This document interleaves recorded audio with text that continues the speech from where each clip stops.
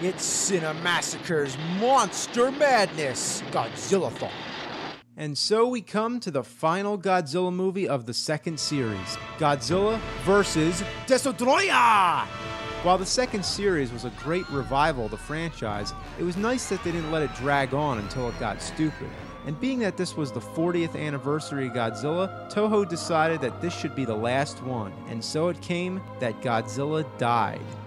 It was a big deal. It was like when Superman supposedly died, or when Beavis and Butthead were supposed to die, even though they didn't. But it was such a big deal that I remember hearing about it on the news. And this was in the USA, so what do we care? These movies weren't even being released here anyway. But still, the news of Godzilla's death heard around the world. But anyway, let's talk about the movie. It begins with one of the most incredible title screens ever.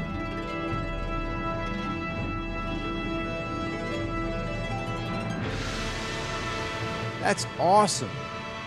The opening scene depicts Godzilla attacking not Tokyo, but Hong Kong, in glowing red. What's wrong with him? Well, you remember how he was born from nuclear radiation? Well, his heart is a nuclear reactor and it's melting down. That's the actual explanation in the movie, I'm not kidding.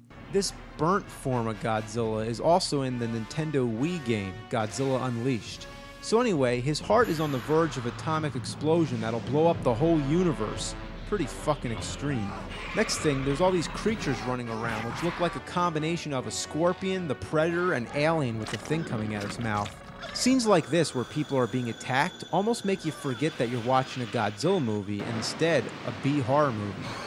Well, all these creatures evolved from tiny organisms in the ocean. There's a scientific explanation how they were created by the Oxygen Destroyer, the weapon which killed the first Godzilla. It's a neat and appropriate way to tie the first movie with the last. So the monsters keep evolving until they all merge into one. The name of the monster, surprisingly, isn't Destroyer, it's DESTROYAH! Yeah, that's the official name, DESTROYAH! It's spelled just like that. Maybe because they couldn't trademark Destroyer, but I don't know. So they send out a plane and it freezes Godzilla. It's actually a pretty cool effect when his face freezes. And once again, they send out the army to fight the giant monsters. It's been 22 damn movies and they still don't get it? Give it up! Well, baby Godzilla's back this time, called Godzilla Jr. And this time, he actually looks like Godzilla. And it's about time. Shouldn't he resemble his own father? He gets into a fight with the evolving DESTROYAH and actually beats him. Junior and Godzilla get together to celebrate, I guess, but then the final form of DESTROYAH makes his appearance. He looks like the goddamn devil. DESTROYAH grabs Junior and drops him into a building, then blasts it apart, basically killing him. He drags Godzilla all around and slices him up. It's actually pretty disappointing that Godzilla gets his ass kicked and that he never actually beats DESTROYAH.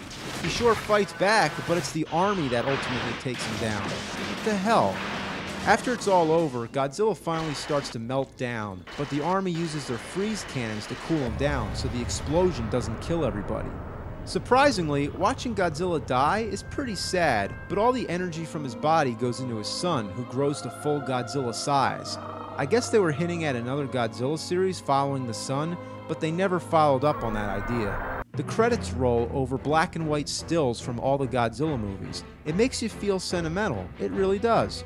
Anyone who thought that this was the last Godzilla movie had no clue what was coming.